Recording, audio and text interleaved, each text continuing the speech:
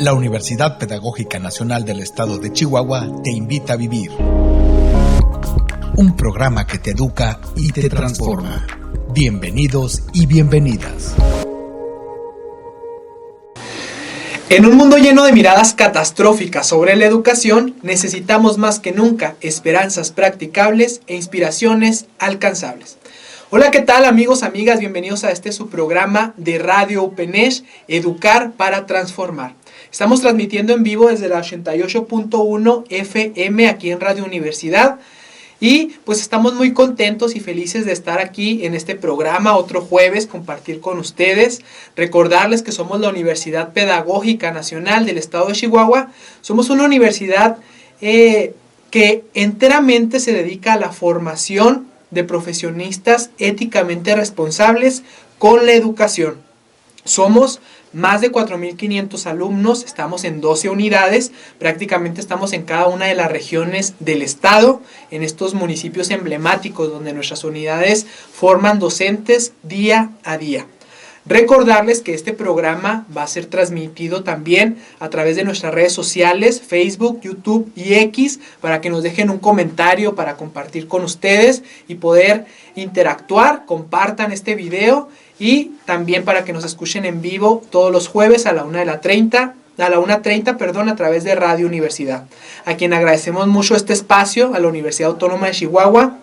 Les tendemos un fuerte abrazo y sobre todo también le agradecemos mucho a nuestra rectora, la maestra Graciela Velo, a nuestra coordinadora de comunicación social, Daniela Barropedro, y a todo el equipo que integra Radio UPNESH. El día de hoy vamos a tener dos invitados muy especiales, tenemos un programa muy rico donde vamos a tratar diferentes temas en estos dos segmentos. Primero vamos a tener aquí un segmento en vivo donde vamos a hablar un poquito de liderazgo, de comunidad y vamos a conocer a un joven líder exitoso y también vamos a tener un enlace con un maestro de la UPN de Chiapas que nos viene a compartir todo lo de la investigación educativa y sobre todo lo del Sistema Nacional de Investigación. Pues así iniciamos este programa de Radio UPNESH, Educar para Transformar. Participa con nuestros invitados especiales. Bueno, y como les comentaba, vamos a iniciar este segmento con un joven líder. Lo vemos muy activo en las redes sociales, en varias actividades que realiza. Rubén, muchas gracias por estar aquí en este programa.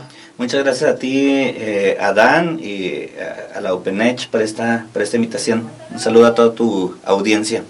Pues estamos muy felices, muy entusiasmados de tenerte, pero sobre todo, antes de iniciar con estas preguntas y con este tema que vienes a compartirnos, pues nos gustaría conocerte y sobre todo saber pues quién es Rubén. Correcto, te agradezco ahorita la presentación de joven, yo creo que ya no tanto, Adán. Mi nombre es Rubén Acosta. ¿Qué te puedo contar sobre mí? Pues me dedico a temas de comunicación, tengo una mediana empresa dedicada a temas de comunicación, tengo un par de medios de comunicación, la revista de Chingones, tengo Foro Centro, que es una plataforma dedicada a la información política, y además de esto pues me dedico más de lleno al tema de la comunicación política. Tengo una casa consultora, se llama Política Norte. A grandes rasgos eso es de mí. Soy originario de Huachochi. Me salí de mi pueblo como a los 17 años, me vine a estudiar. Aquí estudié en la Facultad de Derecho de la Universidad Autónoma de Chihuahua. Y pues yo creo que en eso se resume gran parte de lo que pudiéramos estar hablando hoy. Excelente, Rubén. Y nos hablamos previamente a esta entrevista sobre el tema a compartir y tú nos decías pues prácticamente hablar de liderazgo, de comunicación y sobre todo de comunidad. Platícanos un poco sobre este tema. Correcto. Fíjate que me gusta siempre encuadrar mucho estos tres conceptos, ¿saben? Que es la comunicación, el liderazgo y la comunidad. Yo tengo muy claro que el tema de comunicar, la comunicación en sí como como acción, pues es un ejercicio en donde se cristaliza mucho el liderazgo de las personas, ¿no?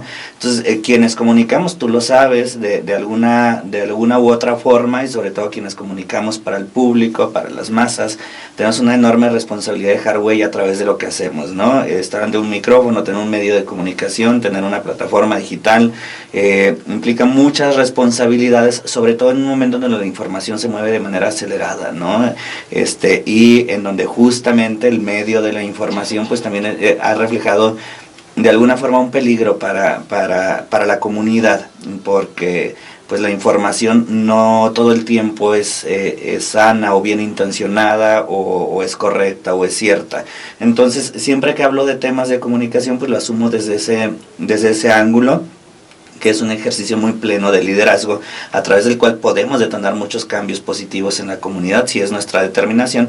Entonces, pues todo este ejercicio, entendiendo la comunicación como una herramienta de liderazgo, pues entonces viene a plantearnos, ¿no? ¿Quiénes comunicamos? Digo, al final del día todos comunicamos, algunos lo hacemos en mayor escala, ¿cuál es la huella que estamos dejando en nuestra comunidad, ¿no? Entonces, siempre que me preguntan, oye, ¿por qué comunicas?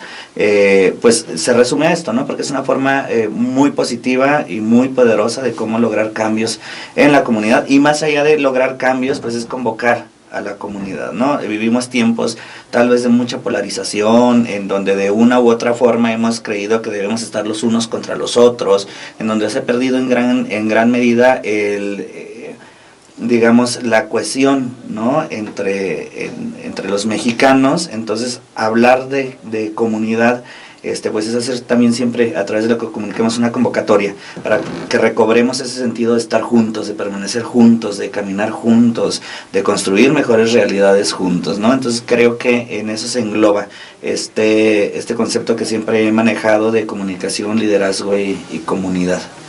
No, pues muy interesante ver esta perspectiva y sobre todo este encuadre, la importancia de las habilidades de la comunicación, quizá no solo en redes sociales, incluso en el día a día.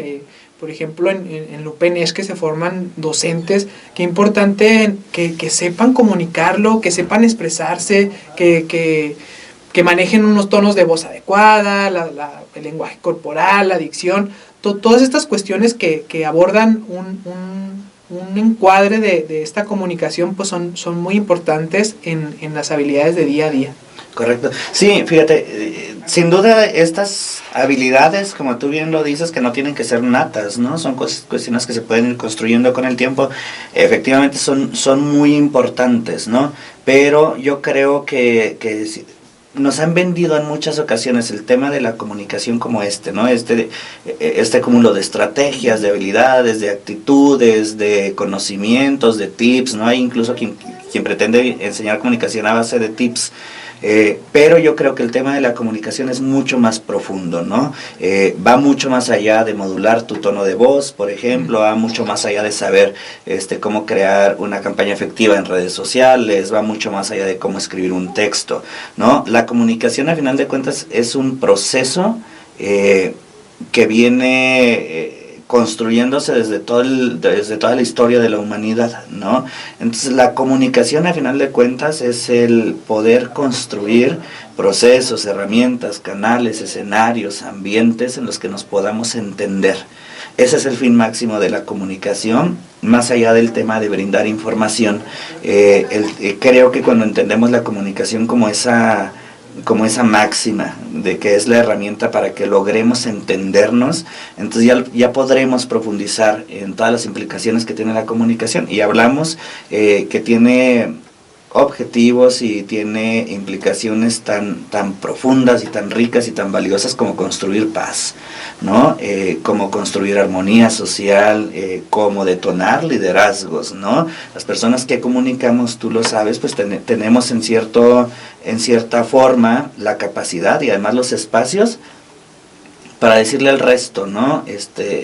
oye, pues, si yo lo puedo hacer, tú también, ¿no? Para ayudarle al resto, encontrará a través de lo que hacemos, a encontrarse con sus potenciales, con sus capacidades, con sus talentos. Entonces, retomando el tema, es importantísimo, obviamente todas estas herramientas de las que hablas, pero creo que los procesos de comunicación deben iniciar desde esa otra perspectiva, ¿no? ¿Qué es la comunicación y para qué la queremos usar?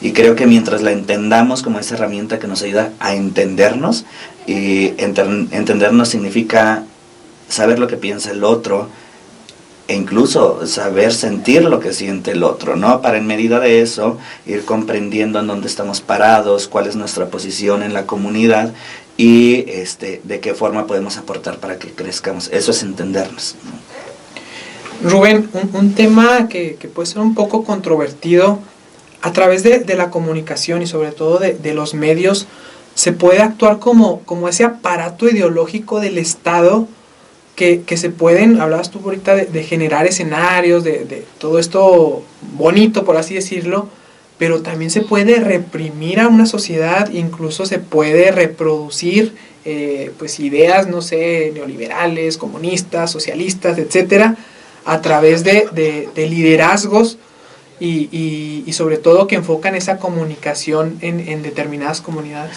Por supuesto, y justamente por eso te hablaba al inicio, Adán, de cómo visualizo yo los procesos de comunicación, que a final de cuentas el objetivo último tiene que ser el tema de la comunidad, ¿no? Porque es la comunicación, y hacerla sobre todo en temas masivos, es un arma muy poderosa que te puede ayudar a construir realidades impresionantes, pero también te puede ayudar a instalar ideas preocupantes, te puede ayudar a confundir la percepción de las masas, te puede ayudar a dividir.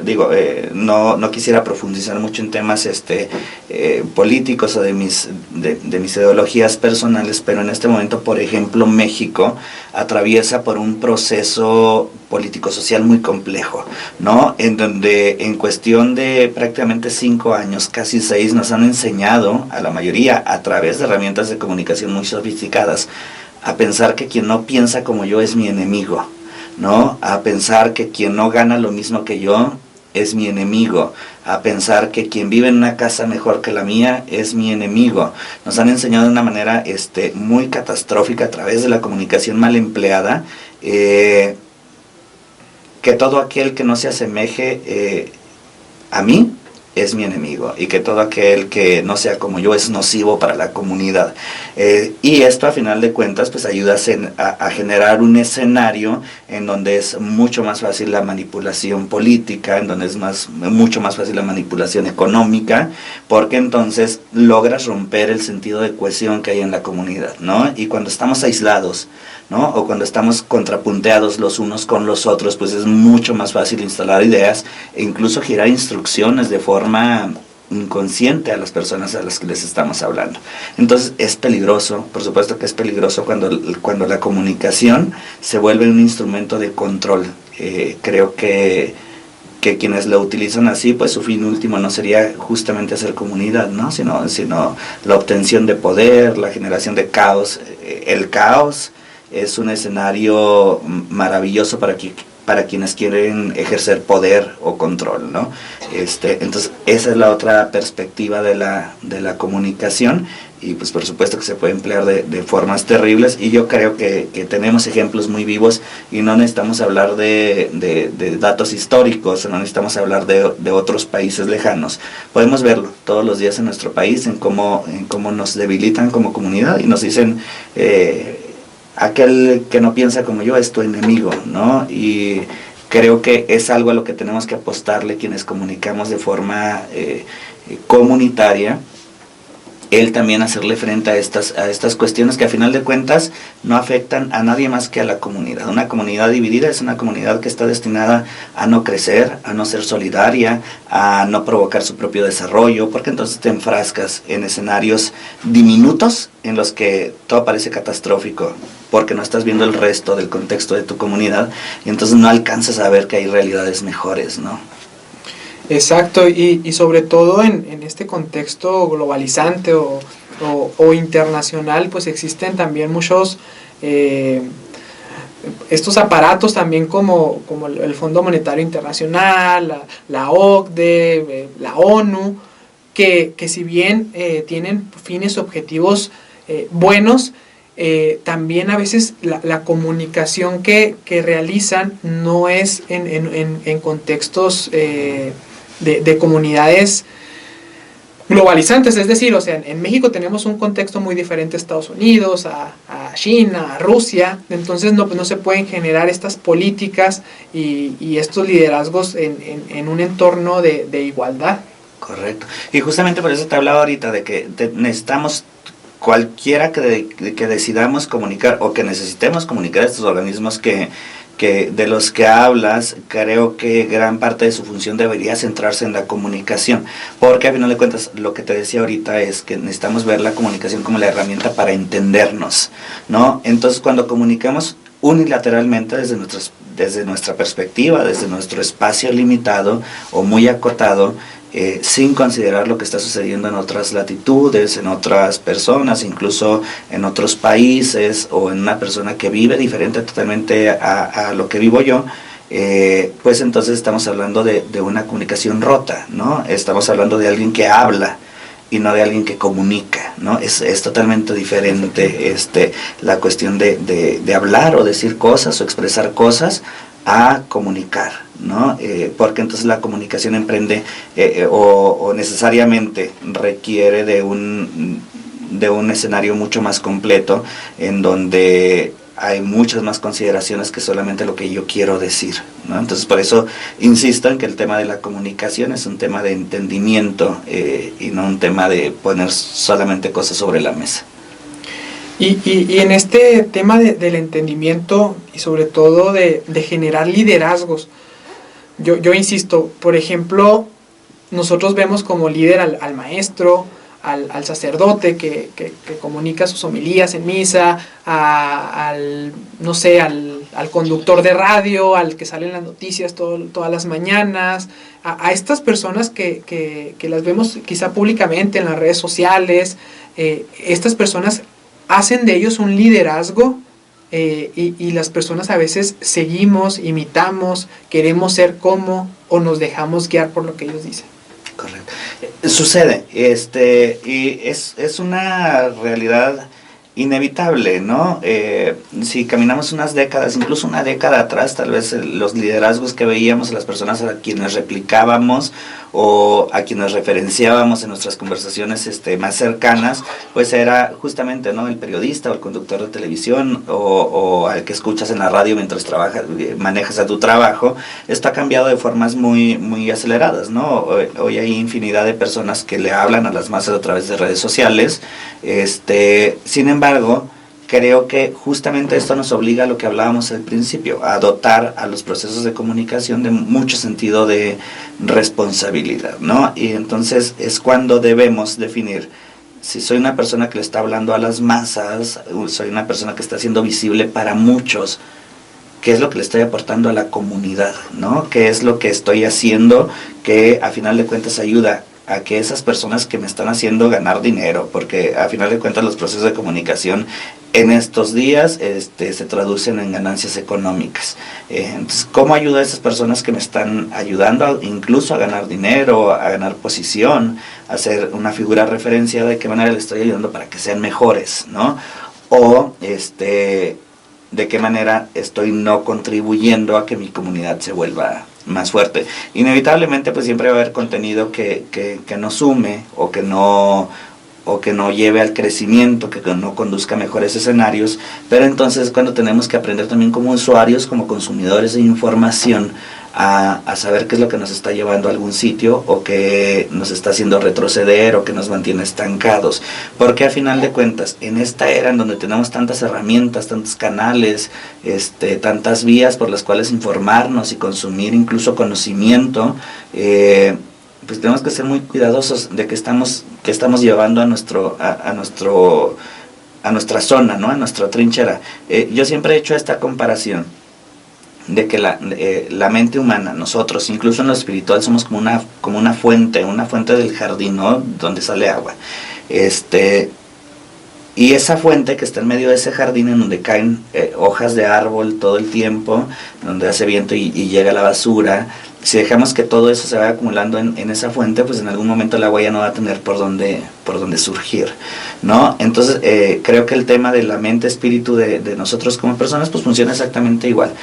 Si nos empezamos a saturar de toda esa basura, porque si hay basura en los medios de información, pues a final de cuentas lo que vamos a hacer es saturar nuestra creatividad y nos estamos privando entonces de que nuestro liderazgo propio emerja, ¿no? Entonces, ¿qué debemos hacer como consumidores de la información o de los medios de información?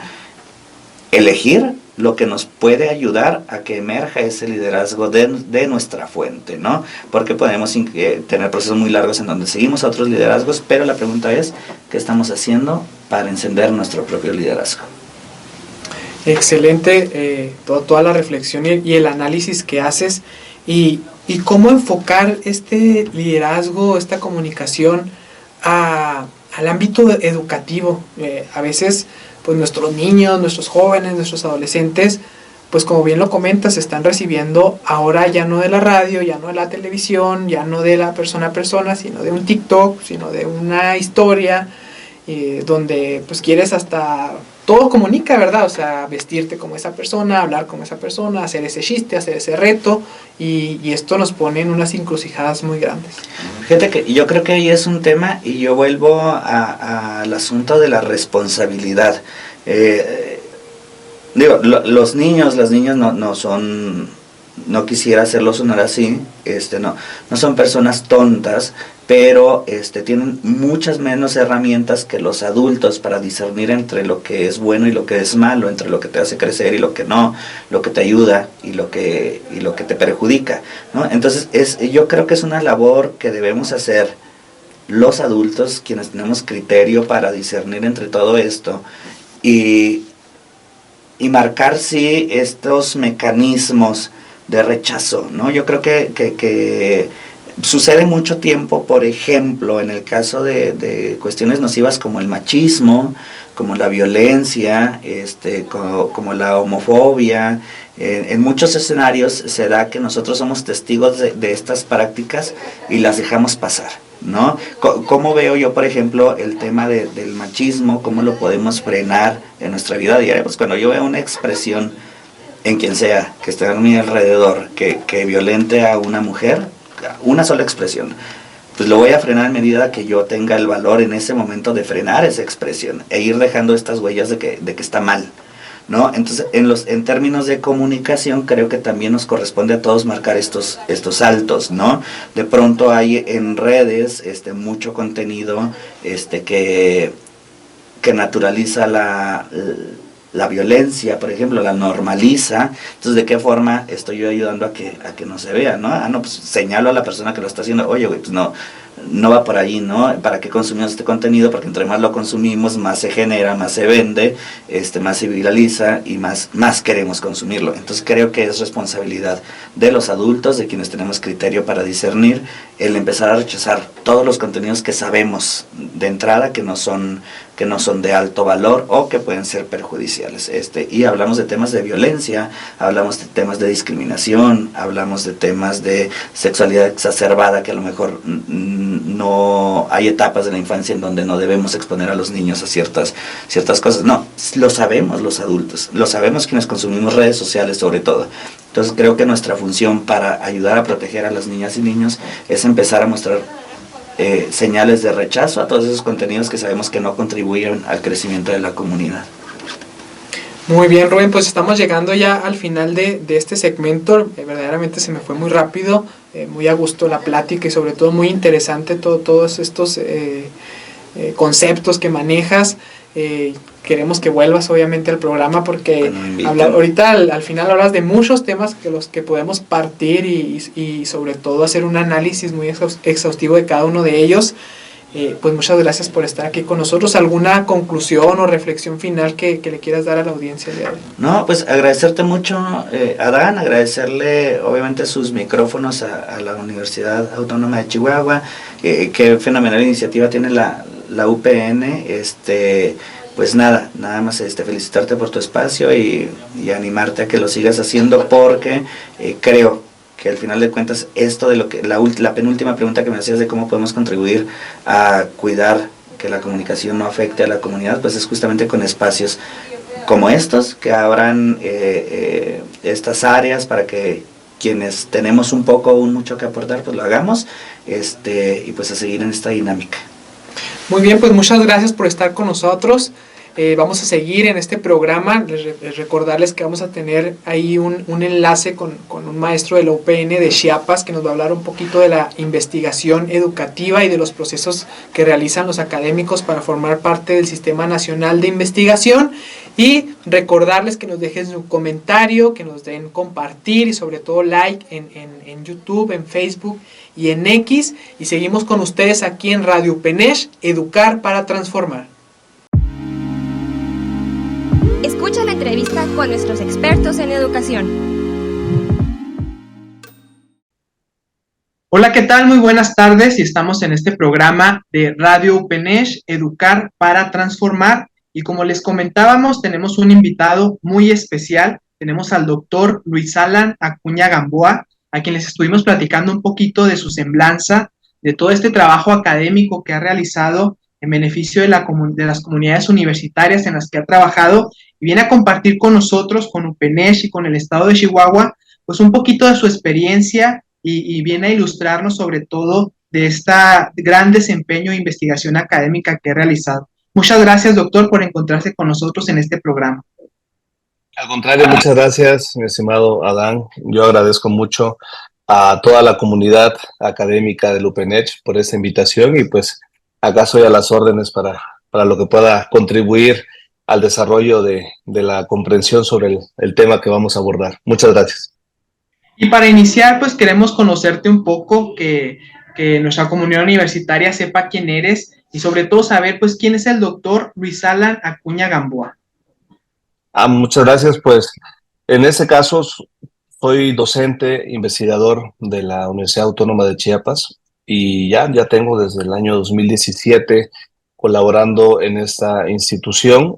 Mi campo profesional siempre yo soy también orgullosamente upeniano, ¿no? Yo soy de la unidad 071 de Tuxtla Gutiérrez, soy licenciado en intervención educativa y pues me siento aún más allegado con la perspectiva de las universidades pedagógicas nacionales, y justo gracias a esta formación que tuve en la licenciatura, pues me empezó a llamar mucho la atención el campo de la educación como un campo de investigación. Y bueno, pues desde el año 2000, más o menos 2014, aproximadamente 2013-2014, pues inicio mi trabajo ya de manera formal y profesional en el campo de la investigación educativa. Y bueno, dentro de las áreas, yo soy muy enfocado a una línea de investigación que se llama investigación de la investigación educativa, principalmente hablando de la formación docente y la formación de investigadoras e investigadores educativos en México y en Latinoamérica. Excelente. Doctor, cuéntenos un poco por qué es importante hacer esa investigación educativa. ¿Por qué la importancia de la investigación educativa? Claro, en este caso, hablar de investigación educativa como un campo de estudio, también como un campo profesional, pues podría tener esta pregunta una respuesta multivariada, ¿no? Dependiendo desde la perspectiva que lo queramos ver. A mí me gustaría atender dos en específico. Una, el campo de la investigación educativa como un campo de desarrollo social. En este caso, gracias a la investigación educativa, podemos pensar y repensar en nuevos y mejores escenarios para las nuevas generaciones de mexicanas y mexicanos, ¿no? En nuestras niñas, niños y jóvenes que hoy día se están formando desde el nivel preescolar hasta el nivel superior. ¿Por qué no pensar en nuevos escenarios respecto a cómo podríamos mejorar la educación o el sistema educativo de nuestro país? Recordemos que México es uno de los países que a lo largo de su historia pues ha tenido muchas recomendaciones por parte tanto de organismos internacionales como instituciones internas, ¿no? Como lo fue en su momento el Instituto Nacional para la Evaluación de la Educación, hoy día Mejoredu, que también ha lanzado muchas recomendaciones. Pues bien, nosotros y nosotras como investigadores e investigadoras educativas buscamos, si no solucionar, porque sería muy pretencioso pensar que la investigación educativa busca solucionar de tajo los grandes males públicos globales, dijera la CEPAL, en ese caso, pues el tema del rezago educativo en nuestro país, sí buscamos mejores escenarios a partir de las investigaciones para pensar en una mejor sociedad para nuestro país. Eso sería por el plano del desarrollo social. Por otro lado,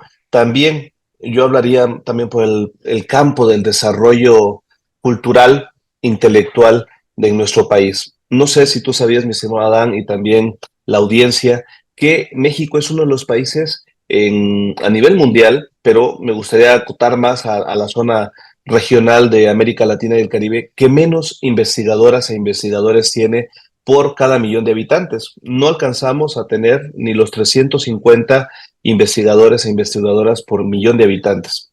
Solamente por colocar un ejemplo, ¿no? Acá en la mesa del diálogo, Argentina, Brasil rondan más o menos aproximadamente los 1,000 a 1,200 investigadores e investigadoras por habitantes dentro de nuestra misma región latinoamericana. Si salimos de ahí, estaríamos hablando o estaríamos analizando temas como Suiza, que tiene entre 4,500 y 5,000 investigadores e investigadoras por cada millón de habitantes. En ese caso, ¿qué me lleva a eso? La investigación educativa también yo la percibo, ¿no? Y eso es una postura muy personal, como una posibilidad de desarrollo de vocaciones científicas.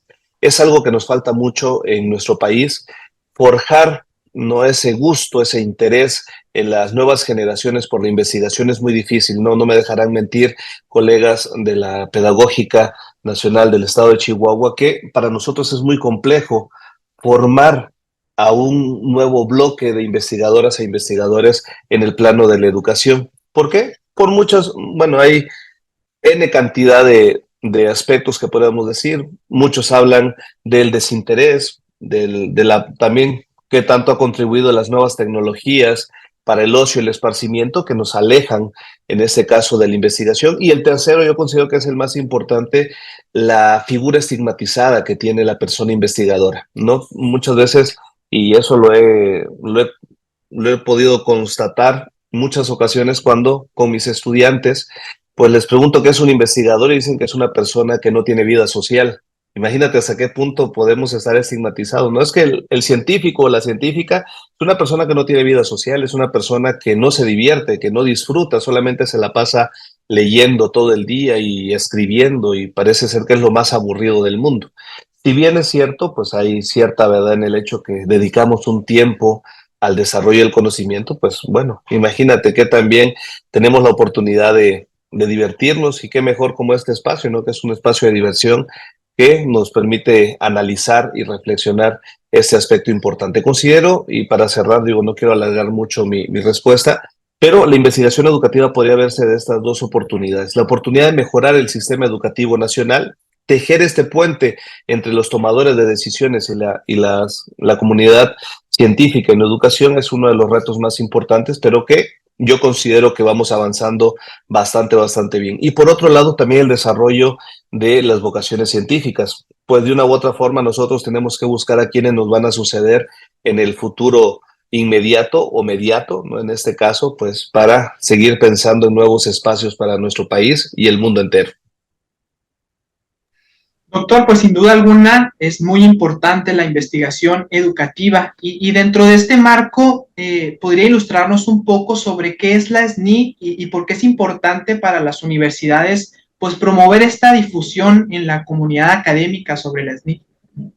Ok, sí, bueno, en este caso también, volviendo a retomar el punto, no tratando de hilar las respuestas, el SNI, o mejor digo, esa es la sigla, ¿no? Por el nombre que recibe el Sistema Nacional de Investigadoras e Investigadores del Consejo Nacional de Humanidades, Ciencias y Tecnologías en nuestro país, pues es un sistema, como su nombre lo dice, que alberga a la comunidad científica, tecnológica e innovadora de nuestro país. El SNI estimula el desarrollo del conocimiento científico, tecnológico y de innovación para el desarrollo, en ese caso, cultural, educativo, político, social, económico, por supuesto, de nuestro país.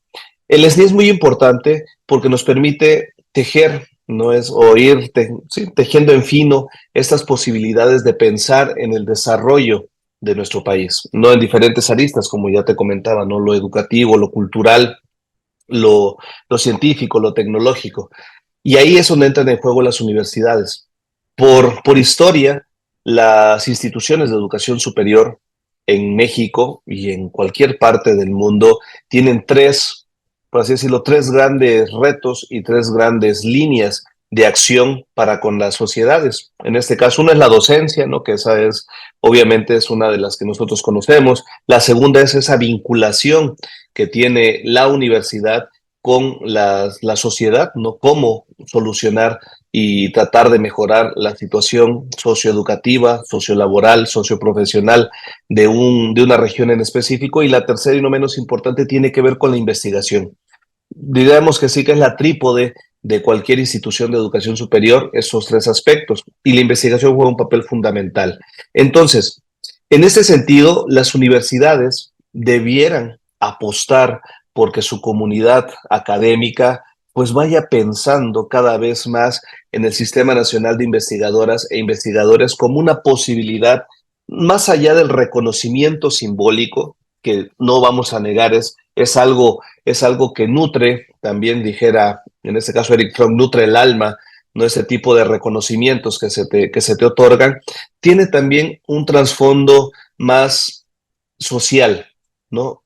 Entre más miembros tengamos dentro del Sistema Nacional de Investigadoras e Investigadores, vamos a tener más formas de pensar y de entender cómo solucionar o por lo menos mejorar los problemas sociales que aquejan a nuestro país. Recordemos que el SNI pues no solamente está en el campo de la educación, ¿verdad? Son 9 áreas de conocimiento que albergan, por así decirlo, en la totalidad los diferentes campos del conocimiento científico. Dentro de ellos estamos nosotros, ¿no? Como ciencias de la educación. Y por eso es importante, entre más personas estén trabajando para pensar cómo solucionar los problemas socioeducativos, en lo personal que a nosotros nos toca, ¿no? Como investigadoras e investigadores educativos, pues vamos a tener mayores posibilidades de encontrar estas opciones de mejora para nuestra realidad socioeducativa y para nuestro sistema educativo nacional. Por eso es importante que las universidades, yo aplaudo mucho que la UPNECH esté pensando en tener un programa integral para la formación y la conformación de nuevos bloques de académicas y académicos dentro del Sistema Nacional de Investigadoras e Investigadores. Muchas gracias, doctor. Y para estos académicos interesados, ¿nos podría comentar qué tan difícil es el proceso de ingreso al SNI y sobre todo, pues, qué les recomienda para tener éxito en esa solicitud? Claro. Bueno, como todo, ¿no? Dicen que cuando uno busca obtener bueno, voy a tratar de hacer una pequeña reflexión, ¿no? Supongamos que a nosotros nos gusta un deporte, supongamos la natación, y quiero ser el mejor. Para obtener una medalla olímpica necesito trabajar mucho, ¿no? Y es un proceso no de un día para otro, es un proceso continuo en el cual uno va desarrollando esas habilidades para ser el mejor nadador o el mejor ciclista y obtener esa presea.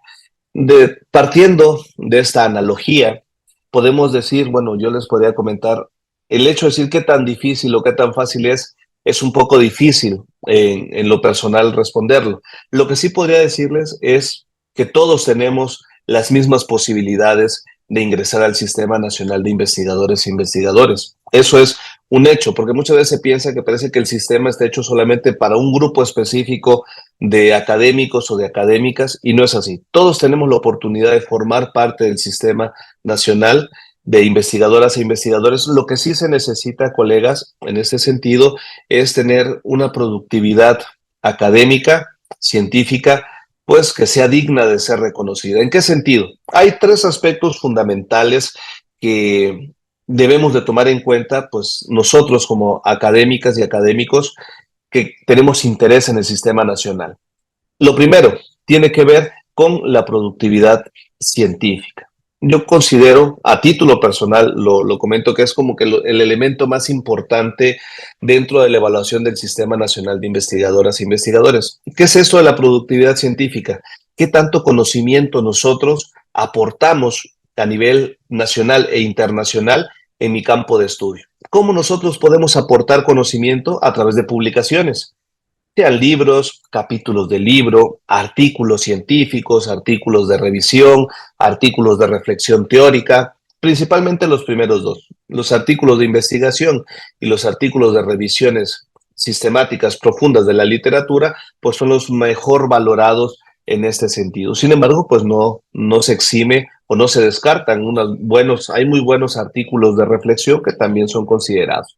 Libros, capítulos de libro, pues eso es la productividad científica en este sentido. También, si en este caso alguna de las personas académicas del UPENECH tuviera alguna patente ya desarrollada o próxima a desarrollar, también son consideradas como desarrollo tecnológico, ¿no? Eso también es importante comentarlo. Muchas veces, a veces nos cerramos en el campo de la investigación educativa y decir, bueno, es que nuestro campo es la ciencia y el conocimiento, ¿no? Casi no se piensan en patentes, pero se pueden dar y por supuesto a lo mejor un nuevo modelo educativo o alguna nueva corriente pedagógica que nosotros estemos sustentando, pues se puede llegar a patentar algún programa específico para los procesos de enseñanza-aprendizaje o algo en específico, ¿no? Que estemos innovando en el campo, pues lo podemos desarrollar. Eso también es muy bien valorado dentro del sistema nacional. Eso sería lo primero, ¿no? La producción científica, el desarrollo de patentes o el desarrollo tecnológico son elementos fundamentales. El segundo punto, estaríamos hablando de la importancia que tiene, en este caso, formar, lo que te decía hace un momento, mi estimado Adán, es el hecho de que no solamente debemos de pensar que ya hay un grupo de investigadoras e investigadores en México y ya con eso nos vamos a quedar, no, hay que pensar en futuro, no, bueno, ¿qué México vamos a dejar nosotras y nosotros como partes o miembros del sistema nacional para dentro de 20, 30 años? No hay que pensar a futuros a largo plazo en materia de ciencia y tecnología en nuestro país para que este sistema nunca termine, en el sentido de que necesitamos cada vez más grupos científicos que estén pensando en cómo mejorar la situación de nuestro país.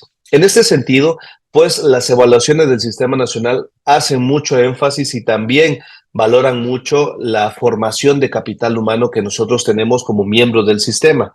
¿Qué es esto? Es decir, si nosotros damos clases, ¿no? Como en el caso, pues todos nuestros colegas de la UPENECH, pues dan clases de licenciatura, seguramente tal vez de especialidad, maestría, doctorados. Bueno, todas esas clases, esos cursos que nosotros impartimos forman parte de esa formación de capital humano. ¿Qué otra cosa? También si nosotros dirigimos tesis, ¿no? Tenemos una tesis de licenciatura, yo estoy formando un joven tal vez de pregrado y a lo mejor yo puedo incentivar que él se dedique o ella se dediquen a la investigación. Pues imagínate, todavía ayer pues celebramos, yo digo que es una celebración, se conmemora el Día Internacional de la Niña y la Mujer, bueno, de la Mujer y la Niña en la Ciencia. Pues ¿por qué no pensar, ¿no?, en estas posibilidades de desarrollar estas vocaciones científicas que son tan importantes? Pues bueno, las direcciones de tesis, más allá de acompañar a la persona estudiante a obtener su título o su grado académico, pues es también incentivar el desarrollo de estas habilidades o de este gusto por la investigación. Por eso también es muy valorado. Pero no solamente la figura de director de tesis, también muchas veces, mi estimado Adán, nosotros como académicos, pues vamos tejiendo estas redes de trabajo, como en ese caso, ¿no? Tu servidor de la Universidad Autónoma de Chiapas, tú, mi estimado Adán, y toda la comunidad académica de la UPENECH, pues estamos tejiendo una red de colaboración. Pues bueno, estas también son muy valoradas en cuanto al hecho de que también se pueden dar las codirecciones de tesis. Las codirecciones de tesis también son muy bien evaluadas dentro del Sistema Nacional para ingreso o permanencia y promoción también. Y por último también, no necesariamente, aunque no tienen el mismo valor o la misma evaluación dentro del sistema, también formar parte de comités tutorales. Ya ves que una tesis no solamente la revisa el director y el codirector o la codirectora de tesis. También hay un grupo colegiado que son el mejor conocido comité tutoral o el sínodo. No, bueno, pues formar parte de sínodos también te da cierto puntaje, cierta evaluación favorable en la conformación de nuevos bloques de profesionales. Y por último, que eso es algo que yo celebro desde que se le dio mucho valor al acceso universal al conocimiento. Así se le denomina esta tercer línea, que también es muy bien evaluada. No digo que antes no se hiciera, antes de este periodo de tiempo, o si lo queremos dividir en periodos presidenciales, antes de este periodo presidencial, no es que no existiera este valor. Sin embargo, en estos últimos tiempos, considero, y vuelvo a decirlo a título personal, considero que se le ha dado mucho valor al acceso universal al conocimiento, algo que yo considero que es sumamente importante. Y bueno, para no alargar mi respuesta, mi estimado Adán, ¿qué es esto del acceso universal? Nosotros cuando escribimos, mi estimado Adán, colegas, audiencia que nos está escuchando, cuando nosotros escribimos como académicos y académicas un artículo científico, tenemos un lenguaje. El lenguaje es científico, el lenguaje es muy técnico, y a lo mejor una persona que esté interesada en la educación de México, pero a lo mejor no tiene la formación especializada para entender un artículo científico, pues nosotros lo estamos excluyendo de los avances de la ciencia en nuestro país, porque de una u otra forma no podemos escribir de manera tan coloquial en un artículo científico, porque si no, tal vez corremos el riesgo de que no lo publiquen. ¿Por qué? Porque es un artículo científico. Bueno, el acceso universal al conocimiento, mi estimado Adán, tiene la finalidad de que nosotros hagamos este proceso de traducción, de llevar este conocimiento científico tan riguroso, tan técnico, llevarlo a un lenguaje más, más social, ¿no? Que tenga esa injerencia en más personas que, si bien no están formadas de manera especializada en el campo de la educación, sí tienen interés por saber a lo mejor qué le depara a mi hija, a mi hijo en el sistema educativo mexicano, cuáles son los nuevos avances, ¿no? Estos padres y madres de familia que están interesados en mejorar la situación de vida de sus hijos y de sus hijas. Pues bueno, lo que busca el acceso universal al conocimiento es llevar este avance de la ciencia a la sociedad en general, ¿no? Eso es lo que busca. ¿Y cómo se hace? Pues este tipo de traducción, si se me permite el concepto que se puede hacer, lo podemos hacer publicando artículos de divulgación, a lo mejor una nota periodística, o en este caso, mi estimado Dan, el hecho de tener una posibilidad de un espacio en la radio, pues también es acceso universal al conocimiento. Trato o intentamos, en este caso, traducir lo que nosotros hacemos a un lenguaje más social, ¿no? Más incluyente para todas y para todos. Dar una conferencia, impartir algunos seminarios, entre otras cosas, ¿no? Sobre todo más a docentes. Eso se podría denominar, en este caso, material videográfico, tener un canal de YouTube, abrir un canal de podcast, ¿no? Esos espacios que son más sociales, pues estaríamos hablando de la tercera línea, ¿no? Ese es el acceso universal al conocimiento. Entonces, para cerrar mi respuesta, mi estimado Adán, considero que todos, y cierro como inicié, considero que todas y todos tenemos los mismos derechos, las mismas posibilidades de formar parte del Sistema Nacional de Investigadoras e Investigadores. Si nosotros cubrimos con esos rubros que considero que son importantísimos para demostrar nuestra vida académica, no creo que haya ningún inconveniente, mi estimado Adán. Muchas gracias, doctor, por ilustrarnos y sobre todo por motivarnos a pertenecer a este sistema nacional.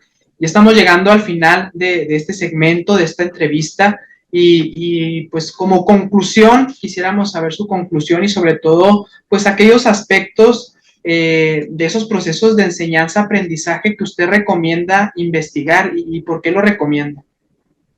Ok, bueno, fíjate que algo que considero que fue un parteaguas en el escenario educativo a nivel mundial fue el confinamiento por la COVID-19, ¿no?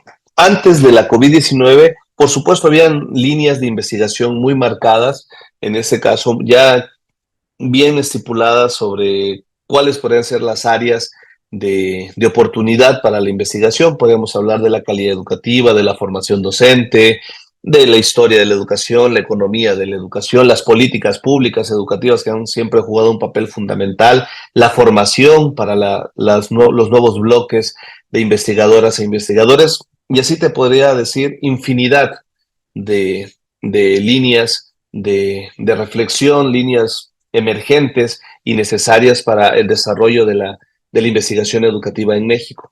Sin embargo, con la llegada de la COVID-19, el hecho de que estuvimos confinados durante mucho tiempo, digo cada estado, ¿verdad? No sé, Chihuahua, cuánto tiempo estuvo confinada el sistema educativo. Por ejemplo, acá en Chiapas estuvimos, si no mal recuerdo, en la universidad, fueron 2 años y medio, ¿no? Si no mal recuerdo, sí, fueron más de 2 años, sí fueron.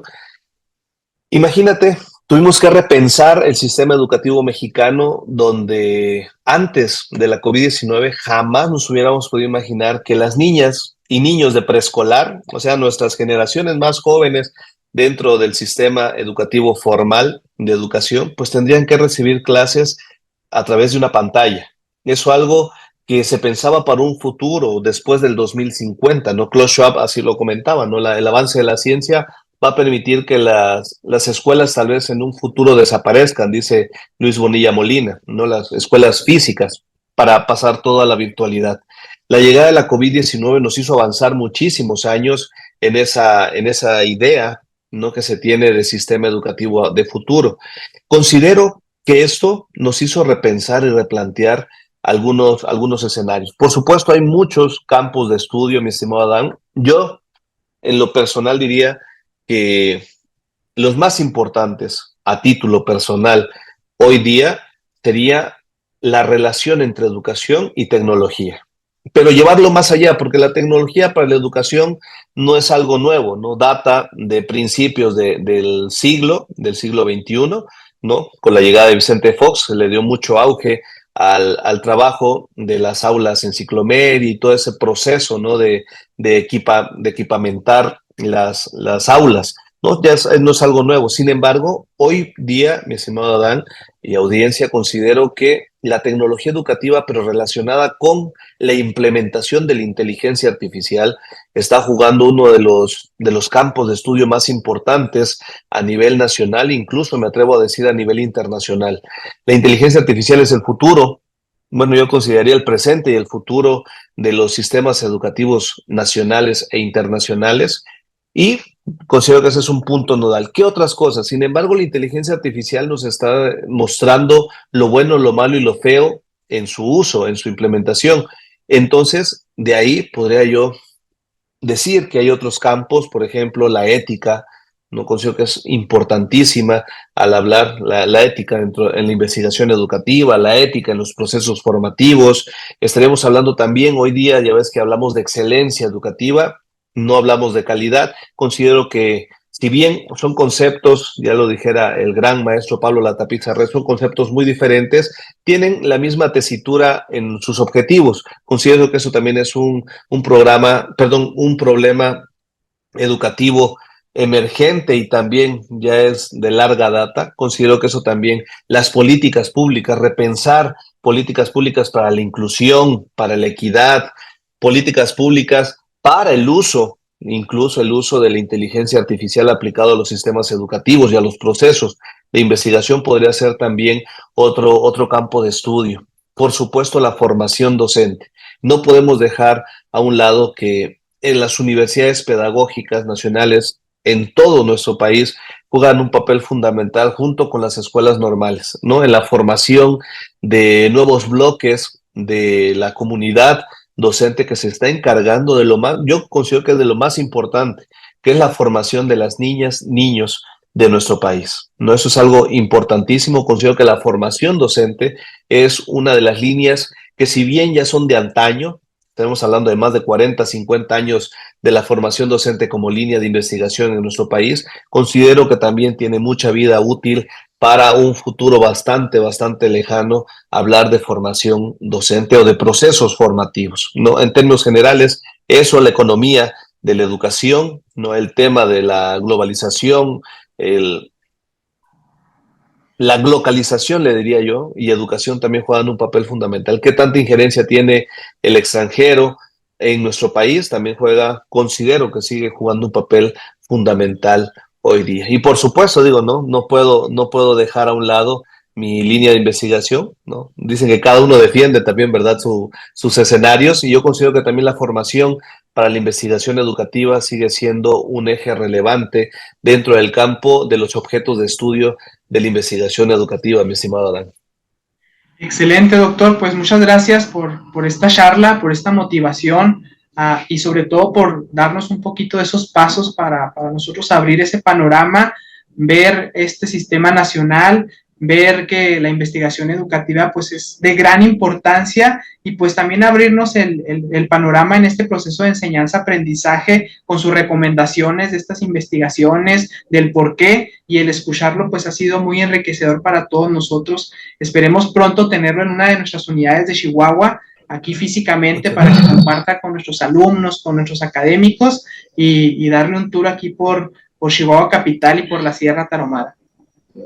Al contrario, muchas gracias a ustedes, colegas. Yo les agradezco mucho a toda la comunidad administrativa, docente, directiva de la Universidad Pedagógica del Estado de Chihuahua por esta invitación. Y estoy muy seguro, mi estimado Adán, dicen que muchas veces tengo boca de profeta. Estoy muy seguro que en muy poco tiempo vamos a tener a muchas y muchos colegas de la UPENECH dentro del sistema nacional. Considero que es algo importantísimo y por eso invito muy cordialmente a nuestras docentes y nuestros docentes del UPENECH a pensar en el SNI como una posibilidad de aporte a la sociedad, ¿no? Más allá de las implicaciones que conlleva, pensar en ese aporte que podemos tener desde el sistema a la sociedad mexicana que tanto lo necesita, y obviamente a nuestras niñas, niños y jóvenes que nuestro país demanda de un mejor sistema educativo. Muchas gracias, mi estimada Ana, agradezco a toda la audiencia. Yo soy el agradecido y sí, ojalá